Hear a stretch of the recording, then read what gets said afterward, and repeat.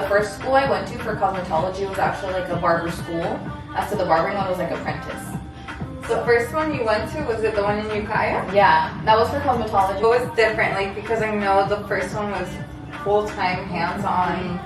Honestly, I feel like it is, you're there like every single day, but as far as like learning, like I feel like it's the same. You don't really like learn much. Like they don't teach you anything. Apprenticeship program, and I guess throughout I was like, oh, I haven't really learned much, but I'm barely starting. I'll learn more down the road.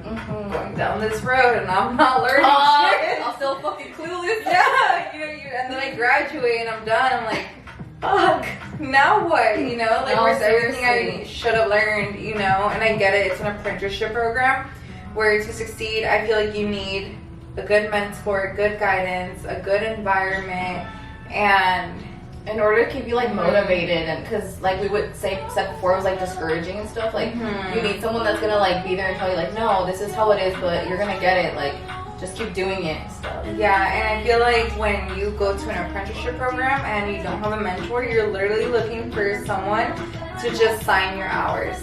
And you're not learning shit. You're like, can you just sign for me so I can learn? Right. So I can be or so I can just get my hours. Yeah, so I can get my hours. But like, people don't even want to sign for you because then you'll be a liability. You work anywhere, you know, or they'll charge you for signatures. I don't know. I think apprenticeship is a way to go because honestly, like since you're doing the apprentice, you're getting your hours like in a barbershop, and I feel like that helped me a lot too. Like to get comfortable in like the day-to-day, like what it was gonna be like to work in a barbershop, and then get comfortable with like using my tools and using on actual They just throw you to the real world. Exactly. Alright, you're gonna make it and make money, and if you don't, well, that sucks. I think the apprenticeship program is good, but you need to have a plan before you go in. You need to know, before you even sign up, who can sign for you, who's willing to actually guide you, mentor you, who's willing to show you the ropes, to actually like somewhere where you can really learn from, whether it's like nails, barbering, whatever it is. Not just learning skill sets, learning like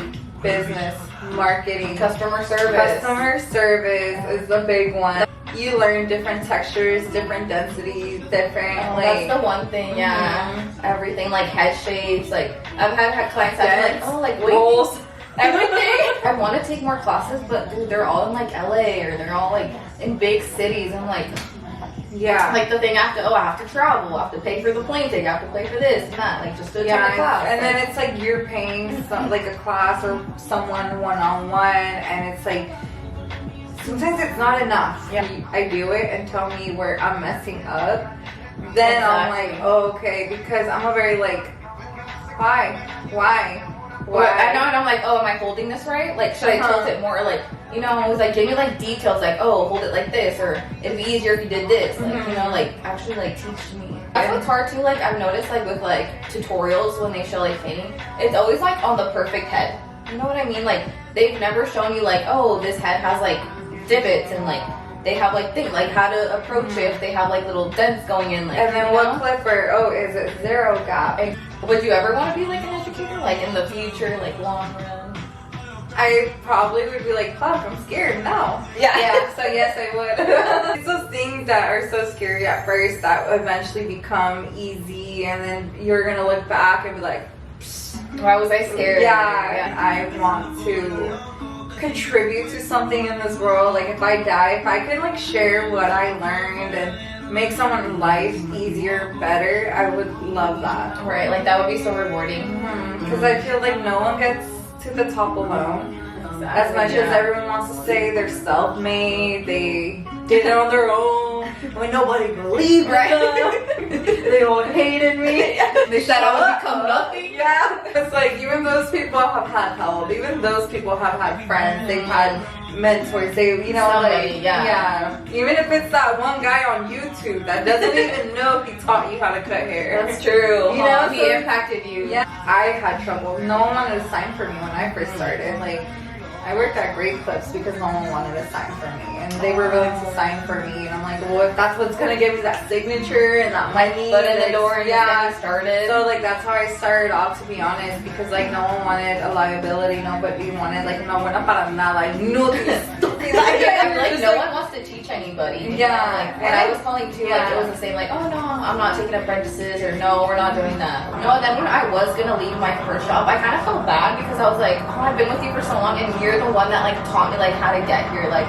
I feel bad like leaving, you know, but you can't think that way. Like, you have to think about yourself and what's gonna be like the next step for you to like get to the next level. Like, I always feel like there's that sense of loyalty because it's that sense of like, oh, I respect you, and yeah. you know, like I'm kind of loyal to the fact that you gave me the opportunity, the chance for growth and knowledge, and it's like a thank you sometimes isn't enough. That's why you feel like you owe them your loyalty or growth. Who the fuck is here? All the money you make is like not for you. It's for your expenses and your rent. And that's what sucks so bad. I'm like, dude, I just made like, oh, I made my $500, but shit, I have to give it away. Yeah, oh, I hate that It's part. so I'm worse. like, and I'm like counting it, you know? I'm like, fuck. being smarter about your money because also when you make more money, you spend more money. Exactly. And even just in general, like in life. And it can be like a bad habit, you know, like, oh, I Give me the large. Yeah. Supersize.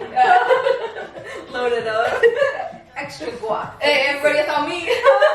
Money management, I guess, because you know you also have to pay yourself and ration, like pay yourself, savings.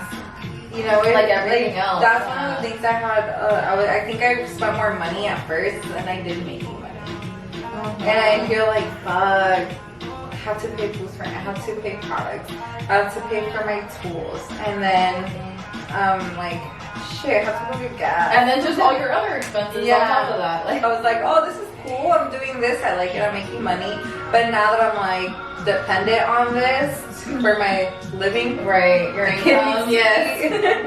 Yeah. So now I'm just like, oh, I need to create like a business account, put a certain amount of money. So that way when taxes come, like it's just easier to file, and not just that, like yes, you do need to file and report, because when you want to buy a house, they're gonna be like, you haven't even worked. What's gonna happen in 20 years when you find the house of your dream, and it's like, oh, I make that easily. Right. Your bank statements saying otherwise. Your taxes are they're like, man, you're broke. You ain't getting no house. You ain't getting no house.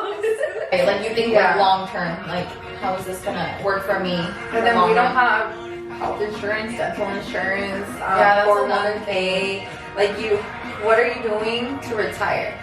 Where are you putting your money? How are you getting passive income? You know, guys, I'm learning from her too. Like accidents happen.